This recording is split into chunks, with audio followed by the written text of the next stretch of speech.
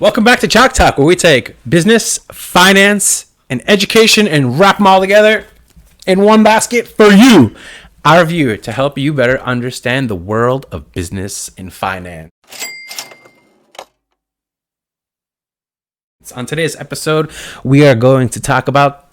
Do you know what we're going to talk about today? What are we talking about today? Today, we're going to talk about bank runs, the overall bank crisis, and a recent merger, an acquisition of JP Morgan and First Republic Bank? First Republic Bank. First Republic Bank. Thank you. That's why we have her here. But I'm useful. But anyways, moving on with our video.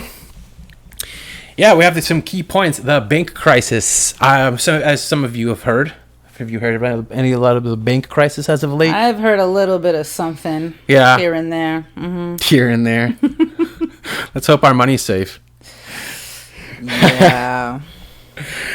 So, as some of you know, SVB Bank, Silicon Valley Bank, the bank that failed back in March, I believe it was.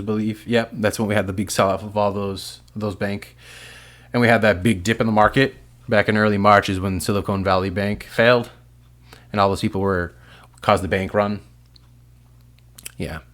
Well, we're having more of that happen now with Signature Bank and the First Republic Bank, which is kind of strange because the First Republic Bank actually is known to have a lot of high-end clients. High-end?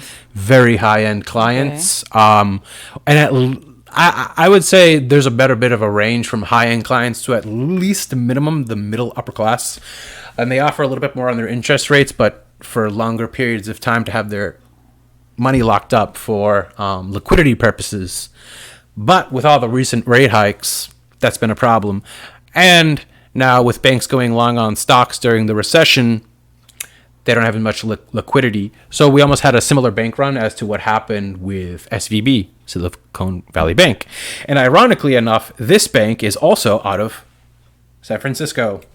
Yeah, a lot of banks out of San Francisco or California. Yeah, a lot of the West Coast, actually. I've multiple banks. I've seen one was a Western Alliance Bank. They're teetering right now too. Okay. That's the next one of the next banks that people are, and that's ironically also on the West Coast as well. That is in Phoenix, Arizona. So we've had First Republic Bank, and then the other one, Pacific Western Bank, which is also located in California. That one's out of LA. So these are all West Coast, Silicon Valley-ish. Well, minus Pacific Northwest, which is out of Phoenix. Close enough, but these are all Silicon Valley related banks. Okay. In the middle upper class, in the upper class tech industry, people with a lot of money, but they're failing. And it all has to do, a lot of it has to do with the recent rate hikes. Well, not so recent. There's been number 14, I think. In rate hikes? No, number 10. Number 10. We had 10 rate hikes in the last 14 months, since March of 2022. 10 and 14. 10, which is like almost unprecedented. And we're actually at our highest rate since 2007. Okay, wow. Yeah.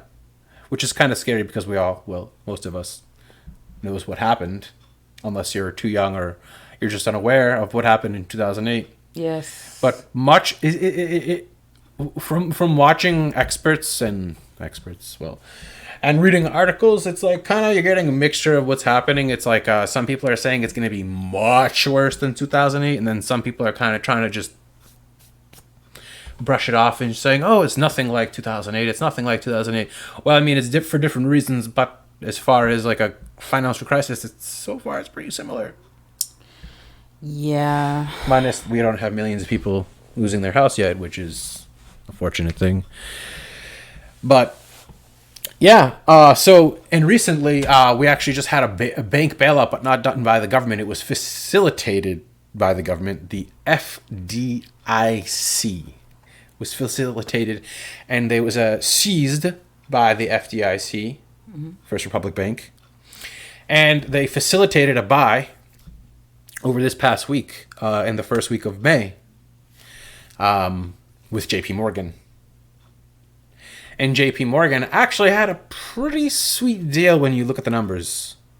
They acquired a bank with over $200 billion in assets. Wow. Yeah. For just, well, not just. Well, does that mean they also accrue their debt? No, actually, because JP Morgan was smart, Okay. they were playing chess. While the federal government was playing checkers, I guess. I mean, yeah, they were playing checkers while JP Morgan was playing chess. So what they did was they waited this 2 to 3 week period where they were obviously very much aware of what was happening with First Republic Bank and all of the regional banks. There are actually 4 types of banks, just in case you ever don't know. We have regional, commercial, central, and I forget the 4th name of the bank. We'll put that on the screen there for you, though. Which First Republic Bank is a regional bank, and that's one of the ones we're all having problems with Pacific West, Silicon Valley Bank, and all those banks. But as I mentioned, JP Morgan waited the 2 to 3 week period of the FDIC, the federal government, acquiring and seizing that bank and its assets, so we didn't have cause another bank run to what we saw in this past March with Silicon Valley Bank. So what JP Morgan did was they waited that 2 to 3 week period, kind of waited for it to cool down, and then what they let the federal government, the FDIC, and then they started kind of like a bidding process, which Bank of America was also actually in that bidding process, but it ended up being awarded to JP Morgan for $10.6 billion. Yeah. And because they waited that period, that they don't have to take any of their liabilities with their preferred stock, their debt, any of that. They only get the plus. It was a pretty amazing deal for JP Morgan. Okay. Yeah. And actually, they're pretty much guaranteed a minimum net income of at least $500+ million per year for the foreseeable future just from acquiring this bank. Wow. Yeah. Wow. Yeah, with much more of a probability of a $1+ billion. Like that was in the low end, the 500 million. So they're acquiring over $200 billion worth of assets, about $250 billion, and JP Morgan is already valued pretty much into the trillions of dollars. Well, the company itself is in the hundreds of billions, but with the amount of assets that they are in management of, they're trillions. It's almost pretty close to being like an asset manager, like, well, close-ish to like Vanguard and BlackRock, which are into, I think, respectively $7 to $12 trillion each of them. But anyways, continuing. Which is another interesting fact. What I saw was that actually it was a law written into in the United States by the United States government in 1861,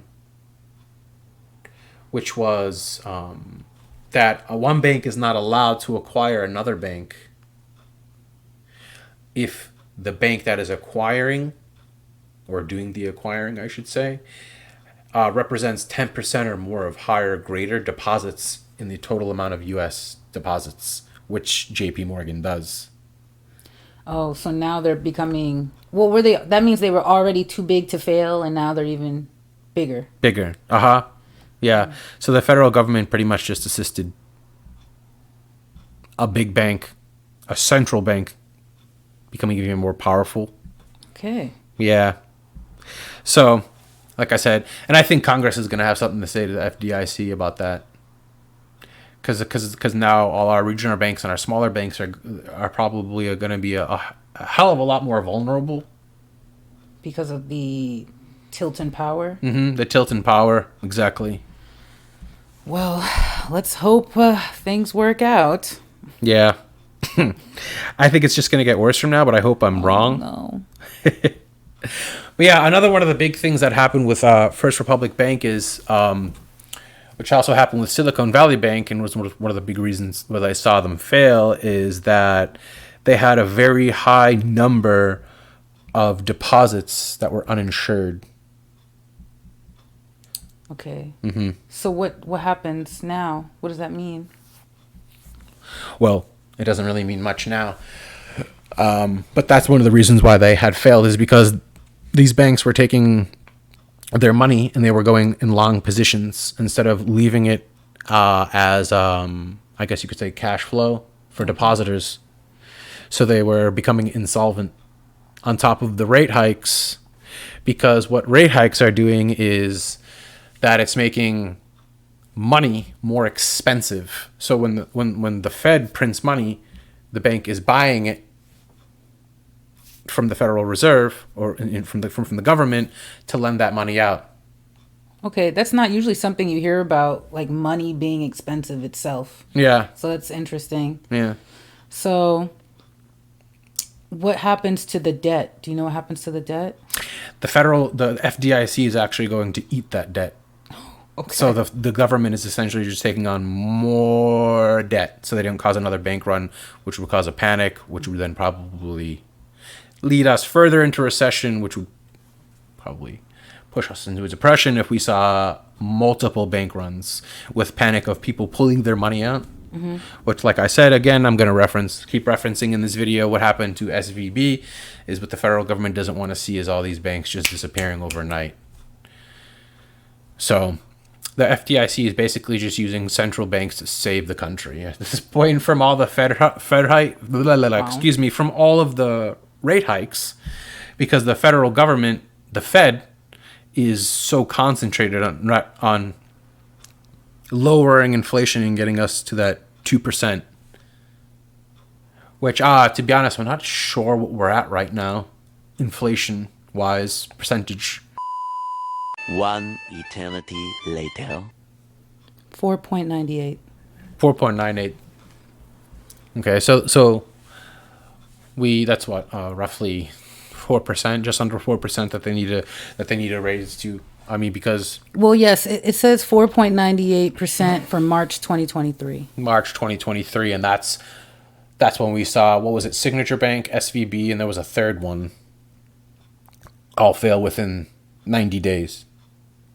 Okay. We've seen 4 bank failures at just under 5% inflation, but with rates being just as higher actually now than we have been since 2007. So we're talking, how many years is that now? 16 years? The highest it's been in 16 years, which was in the 2008 financial crisis. So yeah, to be determined. Yeah, and the Fed is really shooting the banking system in the foot here. I mean, of course they do it to themselves too, but they didn't really give banks, and I think the banking system, that time that they needed to figure out their spreadsheets so they could what's the word I'm looking for? Priced in. Mm-hmm. Yeah, so they could have priced in the rate hikes. I mean, we all knew that there were rate hikes coming, and like Jerome Powell said, run. For the foreseeable future back in December, which they knew, but at the same time, like I said, it's making money more expensive on banks that already have had fixed rates on fixed incomes on things like student loans, car loans, housing loans, mortgages, and the bank's spreadsheets are getting destroyed from that. So that's why a lot of banks were starting to go long on stock, which they have always been, because they try to make their banks, they make more money in multiple locations. They don't just what's the word I'm looking for? Rely on just depositors' money. Which, just in case if you didn't know, yes, banks make money on the money that you put in your savings account on loans. So they're essentially loaning your money out back to you for things like cars, student loans, any type of loan that you get from a bank. It's all compiled with savings accounts. And that's what's happening right now, and banks are just getting destroyed. And that's why we're also in a credit crunch right now that's only going to probably get much worse.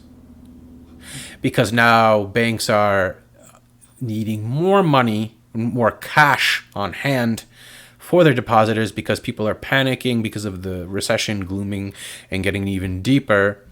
So now what's happening is credit crunch. So yeah, going back to the credit crunch is that banks are making loaning money a lot more strict because they're concerned about the dollar. They're concerned about rates. So they're going to make lending money, even though that the rates are higher, which they can make more money on the back end of a loan. They're making it a lot stricter to get those loans because they want that money to be available, and they don't want to just lend it out and kind of end up like in a bubble like we ended up in the housing market in 2008, where the banks were just lending money out like crazy. That's why we're in a credit crunch, and it's going to be a lot harder to get things like mortgages, car loans, student loans.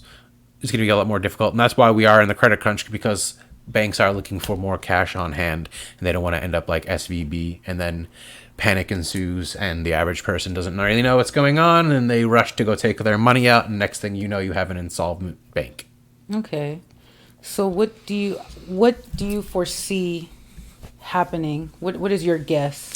I think we could possibly see at least one, if not maybe two more banks failing, especially in the regional sectors, because like we said, like the U.S. government and in general, these large banks like J.P. Morgan, Morgan Stanley, Bank of America, to name a few, are, as we say, too big to fail. Their tentacles are all around the world.